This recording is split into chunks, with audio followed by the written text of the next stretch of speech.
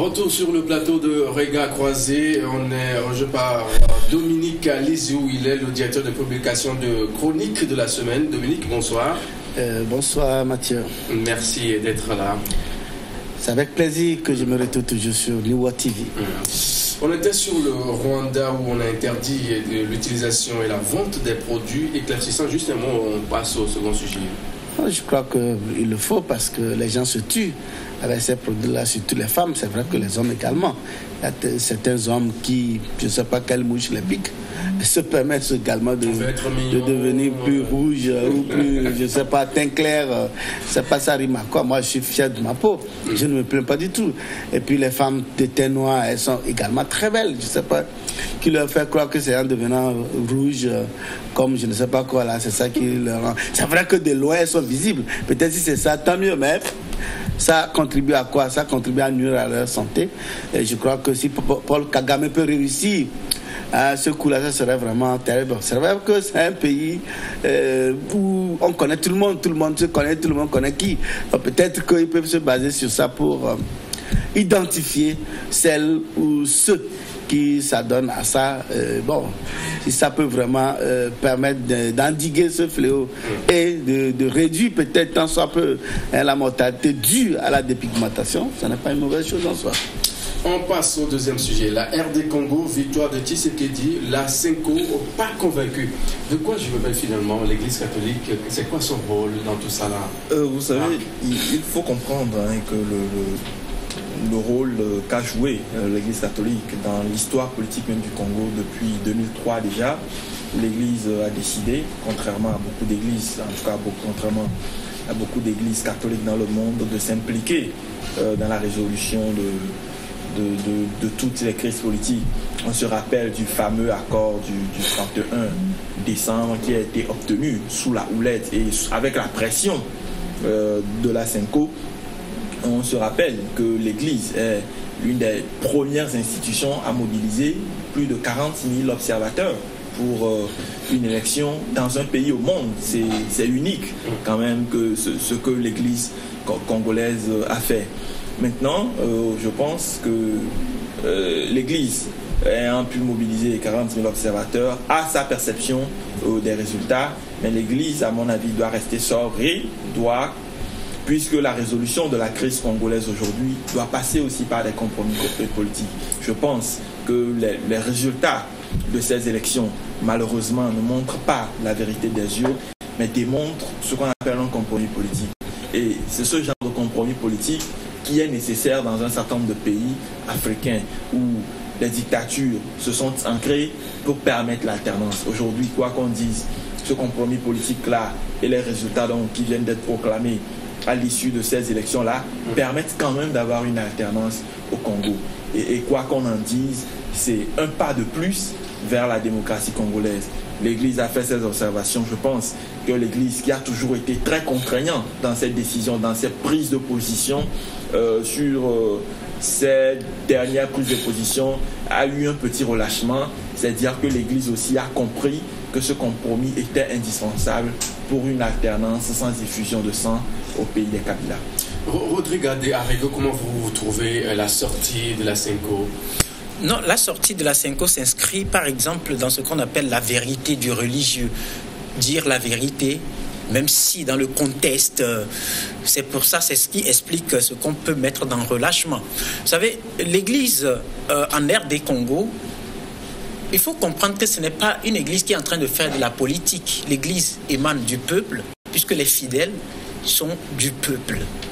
Et lorsque vous avez des fidèles, la Bible l'a écrit clairement, lorsque vous avez par exemple des brebis qui ne se portent pas bien, c'est votre priorité d'œuvrer à ce que ces brebis retrouvent la bonne santé. C'est le rôle que l'Église a commencé par jouer en RD Congo, même si cette Église a payé le prix fort. Vous savez, il y a eu des paroisses qui ont été incendiées, il y a eu des attaques armées dans des églises, il y a eu des prêtres assassinés, ainsi de suite. Mais l'Église aujourd'hui a compris quelque part qu'à travers par exemple, le rythme imprimé au règlement de cette crise, avec la grande pression donnée, ça est en train de payer, même si quelque part, il y a une décision qui vient bousculer un tout petit peu les choses. Mais là encore, si on s'en tient aux déclarations des uns et des autres, ce sont des accusations qui viennent d'un peu partout. La question est de savoir pourquoi ces accusations-là, lorsque par exemple, moi je prends le fait que l'Église dise prendre acte des résultats, même si ces résultats ne sont pas conformes aux résultats qu'ils ont à leur niveau. Mais ça porte à confusion finalement quand vous prenez acte des résultats. C'est ce que mon confrère a dit, que l'Église quelque part a compris. C'est un peu comme tu dis à la personne, je sais que tu as volé, mais je vais manger avec toi. C'est-à-dire la vérité, c'est que tu lui as dit qu'elle a volé. Mais tu manges parce que soit c'est par amitié ou soit c'est par conviction sur une base donnée. Quand on prend tout ce qui se passe aujourd'hui en RD Congo et le bruit que la France s'amuse à faire, vous comprenez qu'en réalité, à travers ces élections en Congo, on comprend que les peuples n'ont jamais élu des présidents en Afrique. Ce que la France ou le colon veut, c'est ce qu'on impose aux populations. Parce que figurez-vous que dans d'autres pays, il y a eu du bruit autour des élections, des résultats. Et personne n'a osé lever le petit doigt pour dire non. Et sur quelle base, par exemple? Parce qu'aujourd'hui, vous devez comprendre que ce compromis ou cette compromission pour d'autres vient mettre un peu de sable dans la farine d'une certaine France habitués, parce que c'est devenu sur les chiffres de l'Église catholique. Ailleurs aussi, il y a eu des chiffres. Il y a eu des chiffres. Il faut que la France laisse les Africains régler leurs problèmes. Nous savons qu'à partir de cette compromission ou de ce compromis, pour certains tels que je le dis, la mafia qui exploite les ressources en RD Congo a senti recevoir un coup, parce que quand vous prenez un Kabila qui voit un Joseph Kabila qui voit toute la pression derrière lui et qui comprend que peut-être il peut vivre le sort d'un certain Laurent Gbagbo, parce que être jeté quelque part pour laisser une certaine continuité, ben écoutez, le mal nécessaire, il l'a préféré. Maintenant, la question est de savoir si à travers ce compromis-là, il y a de fortes chances que la RD Congo soit stabilisée. Est-ce qu'il y a de fortes chances que les cris de botter des armes ne créditent plus pour mettre en danger la vie de pauvres populations? C'est la grande réflexion aujourd'hui. Pour vous, c'est normal cette sortie de l'Église catholique? C'est vraiment extraordinaire le rôle très dangereux que moi j'estime très dangereux que joue l'Église catholique. Elle devait jouer un rôle impartial. Elle devait toujours chercher les solutions qui doivent amener les Congolais à la réconciliation, les Congolais à éviter de déboucher encore sur une guerre civile, puisque dans ce pays encore crépite par endroits des armes. Mais l'Église n'est pas habilitée à proclamer des résultats. Elle n'est pas habilitée. Elle a déployé des observateurs, d'accord. Mais elle ne peut pas dire aujourd'hui que elle a un candidat qui a gagné et que l'autre, c'est jouer un peu au trouble-fête. Parce que je vous dis que le Congo, c'est un pays encore très fragile. Et que moi, j'avais salué le rôle qu'avait joué entre-temps l'Église catholique dans l'accord de la Saint-Sylvestre. Si même cet accord entre-temps n'a pas été complètement appliqué, mais aujourd'hui, elle devait éviter. Parce que je me dis, lorsque vous allez dans cette église-là, il y a des kabylistes, ceux qui sont proches de Félix Tshisekedi et tout le monde, les Fayoulou, tout ça là. Maintenant, lorsque vous prenez faire cause pour un candidat, mais vous êtes en train d'indisposer les autres et fidèles, proches des autres candidats. Et je crois que ça, c'est un peu très, très, très dangereux. Et que l'église devait faire très attention. Aujourd'hui, tout le monde, qui pouvait imaginer qu'on allait proclamer Félix Tshisekedi élu président? Tout le monde croyait que Kabila allait tripatouiller des choses pour maintenir son candidat et les choses vont. Et je me dis, lorsque nous voyons un peu de très près ce qui s'est passé, les enjeux, au moment où le candidat de la Mouka appelé ses militants à ne pas s'intéresser à ces élections parce qu'il y a cette machine à voter qu'il recusait, qu'il rejetait, qu'il n'en voulait pas. Mais en ce moment, Félix lui très tôt demandait, dit, ils adhèrent à cette machine et qu'ils ont pris des dispositions en amont pour pallier à des votes. Parce que cette machine, quand on dit c'est quoi?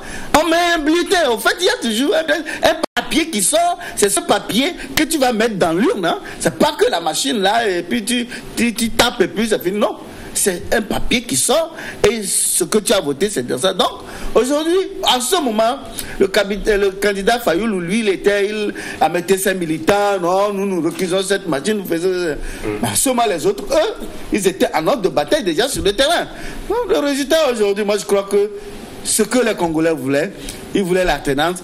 Félix Tshisekedi, c'est vrai, ce ne sont pas qui étaient charismatiques, mais lui aussi, il a pris la reine de ce pouvoir, de ce parti. Et aujourd'hui, je crois que tous les Congolais doivent se retrouver autour de ce président élu et vraiment essayer de régler les crises, surtout les crises les guerres qui sévissent toujours au niveau de Kivu et de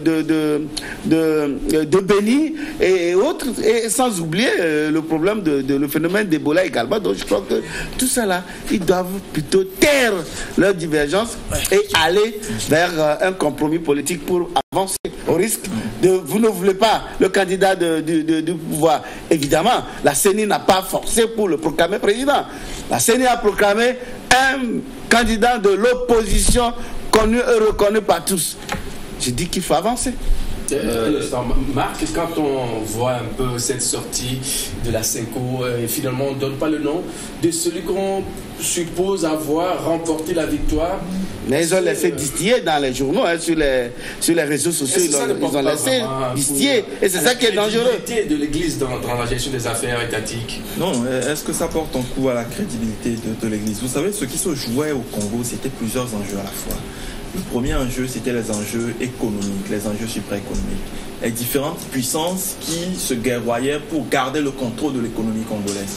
Parce que vous savez, il y a la France, il y a les États-Unis qui ont beaucoup d'intérêt, la Belgique également. Il y a la Chine, hein, que vous ignorez. Et donc, il y a d'abord ce conflit entre ces puissances-là autour du contrôle de celui qui va arriver au pouvoir. Au-delà de ça, il y a aussi les enjeux de l'après-Kabila, parce qu'il ne faut pas oublier que Kabila contrôle aujourd'hui le pays, Kabila contrôle cette CENI-là, et le candidat de la Mouka n'a pas forcément prouvé qu'il était favorable à un statut d'après-présidence pour Kabila, d'autant plus que ses soutiens les plus fervents ont été ceux-là même auxquels Kabila a mené la vie dure, et il y a notamment un certain Bemba qui promettait que si jamais il avait la chance, en tout cas par le biais de Fayoulou d'arriver au pouvoir, Kabila pourrait éventuellement se retrouver à la CPI, à la Haye. Et puis, il y a aussi le fait que le peuple congolais, comme beaucoup de peuples aujourd'hui du 21e siècle en Afrique, avait une envie d'alternance. Et à mon avis, l'Église a joué un rôle important dans l'avènement de cette alternance-là. Parce que depuis la fin du mandat de Kabila, on a vu toutes les gymnastiques que le Kabila et ses amis ont fait pour se maintenir au pouvoir. On a vu le rôle déterminant de l'Église dans l'avènement même de ces élections. Je le disais tout à l'heure, l'Église a déployé 40 000 observateurs, pas 40 observateurs, 40 000, ce qui est plus de 40 000. Ça veut dire qu'ils ont des financements. Ce qui est inédit. Et qui est derrière ces financements? Et puis ça aussi, il faut chercher à savoir. L'Église fait partie, l'Église, il faut avoir le courage de le dire, fait partie des puissances économiques du monde. On ne le dit pas souvent, mais l'Église est puissance économique. Le Vatican est puissance économique aujourd'hui au même titre que la France, que les États-Unis, que la Chine par exemple. Et maintenant, il ne faut pas oublier, je le disais, l'Église a joué un rôle déterminant dans la fin de cette crise. Mais il fallait penser à l'après-Kabila dans le Congo, parce que le Congo même est un État-continent difficilement gérable par le gouvernement en place. Il y a de petites guerres dans un certain nombre de zones minières qui pilulent toujours, et donc l'Église dans son rôle, et c'est là que je partage l'avis de mon confrère confrère Rodrigue, c'est que l'Église avait envie de soigner son peuple.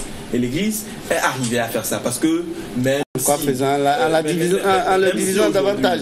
L'Église est accusée par un certain d'être partisan. L'Église aurait pu. L'Église est le premier quand les tripatouillages ont commencé au sein de la CENI. L'Église est la première à avoir interpellé la CENI pour donner la vérité des urnes. Et la CENI était consciente du fait que l'Église avait les résultats. Et la CENI était également consciente du fait que si jamais on proclamait un certain Chadari comme vainqueur, l'Église serait sortie de sa réserve pour peut-être donner un nom. Mais l'Église doit rester dans son rôle d'éveil, de travail et puis de maintien du peuple. L'Église ne doit pas être trop impliquée dans la politique. C'est pourquoi je partage le fait que l'Église n'ait pas officiellement donné son nom, mais que l'Église ait pris acte, c'est-à-dire qu'elle devrait tout faire aujourd'hui pour accompagner Félix à asseoir son pouvoir et à le gérer. Parce que c'est là aussi une autre question. Il ne suffit pas de proclamer Félix comme le prochain président. Et il faudrait que les pro-Kabila puissent lui faire une place. Il faudrait qu'il puisse avoir une certaine assise dans les zones comme le Katanga, très très favorable à un certain Moïse, à un certain Kantoumbi et donc à la coalition Lamouka. Donc aujourd'hui, je pense que l'Église a joué son rôle, mais ce rôle n'est pas terminé justement. Il faudrait que l'Église, en concertation avec tous les autres acteurs, mais les acteurs congolais, puissent arriver à aboutir à cette alternance. Aujourd'hui, on n'est qu'à la proclamation des résultats.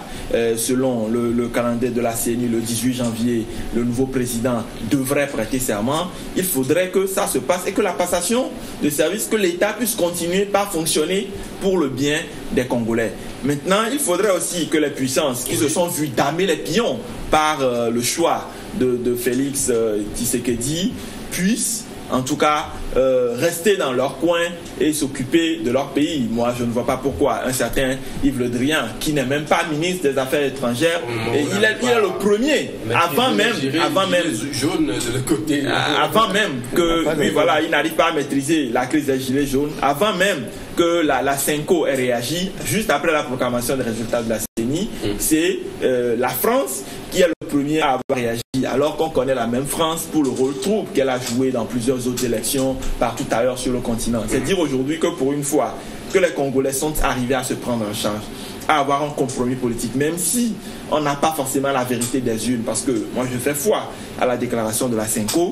Moi je fais foi à la déclaration de la CENI. En quoi la Senko a les moyens qui peut permettre l'alternance, c'est une avancée considérable.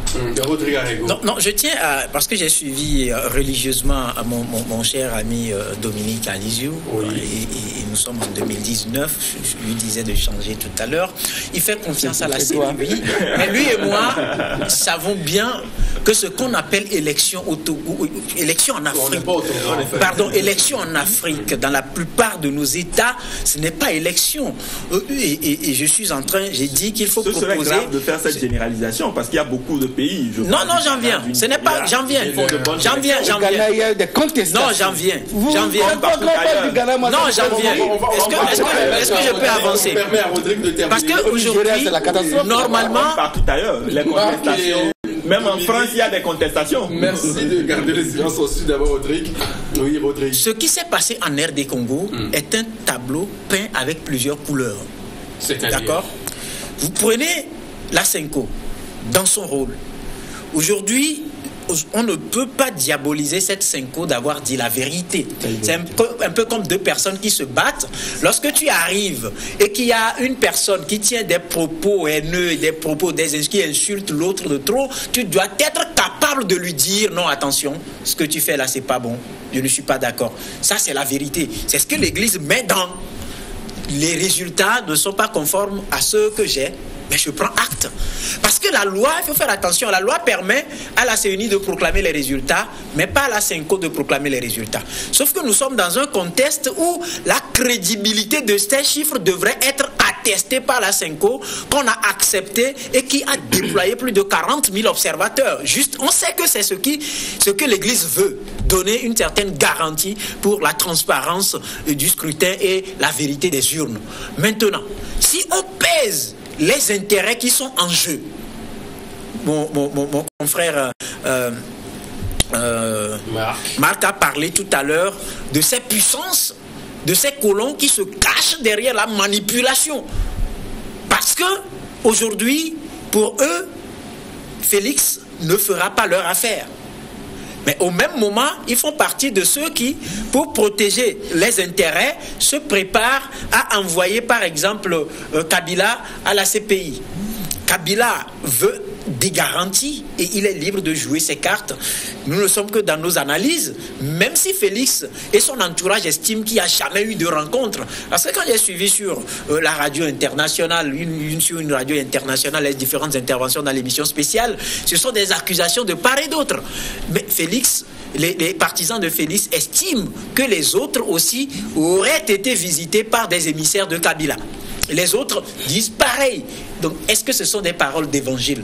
L'important dans tout, c'est que tous ces chemins-là puissent permettre à la RD Congo de retrouver une certaine stabilité. Parce que n'oubliez pas que nous étions dans ce studio avec Dominique, où lui et moi étions d'accord que Kabila prenait soin des armes pour créer des situations qui lui assurent une certaine longévité. Voilà, parce que si je pars, il y aura la guerre.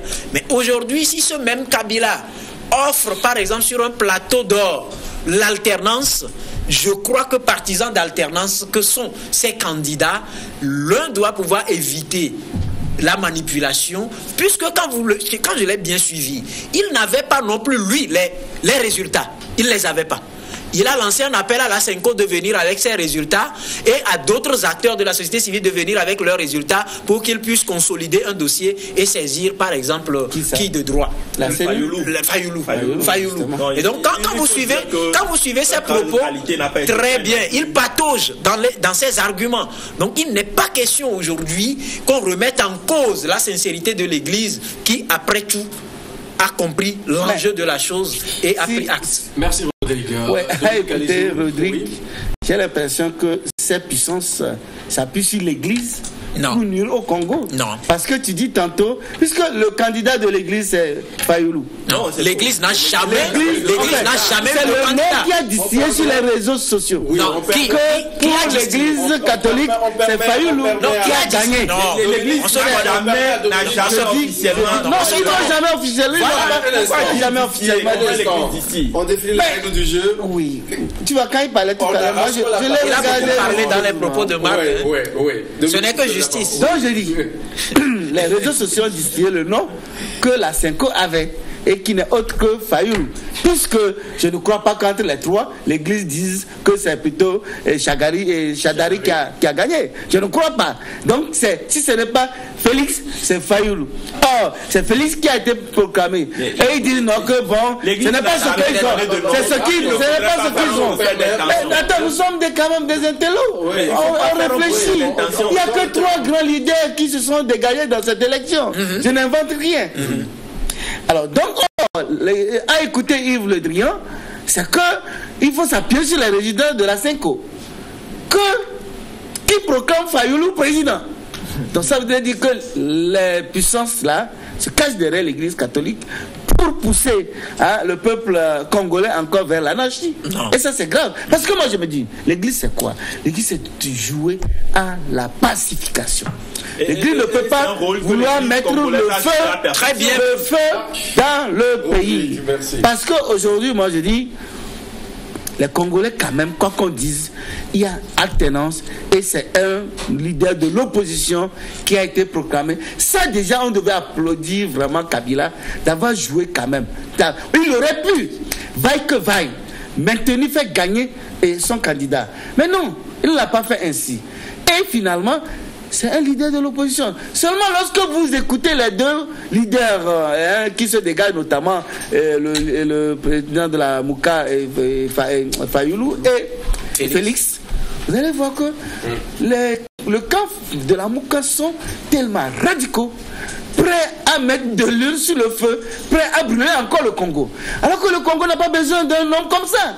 Moi je dis, quoi qu'on dise, Félix, depuis un certain moment, était modéré. Et pourtant, il a été persécuté par Kabila. Mais il n'a pas gardé rancune pour se dire que non, pour ça, moi, je m'organise à l'affronter. L'affrontement aboutira à quoi? à l'instabilité du pays, à la guerre, à des morts par-ci par-là. Donc moi je crois que c'est le moindre mal que pour quelqu'un dont le langage a changé et qu'on voit en lui un homme, un conciliateur, parce qu'il ne sert à rien de venir mettre le feu encore, verser de l'huile sur le feu au Congo. Les Congolais en ont tellement souffert qu'il faut arrêter ça. Moi je crois qu'il revient à le candidat de la Mouka de s'organiser, de jouer son rôle d'un parti de l'opposition, et pour que le Congo avance. Merci Rodrigue. Marc, en 30 secondes, finalement, Tshisekedi est là, tout se calme, la paix, une fois de bon en RD Congo. Tout devrait pouvoir. Il faut remonter aussi à la naissance de la coalition Lamuka pour comprendre ce qui se joue aujourd'hui à la fin de ces élections. Parce qu'un certain Tshisekedi, avec son second, était notamment membre de cette coalition Lamuka. Et comme le souligne un certain mon confrère Dominique, quand vous suivez le raisonnement, l'évolution même de la pensée de Félix Tshisekedi, vous comprenez que c'est quelqu'un qui s'est préparé à prendre le pouvoir, alors que Martin Fayoulou était plutôt le candidat par défaut.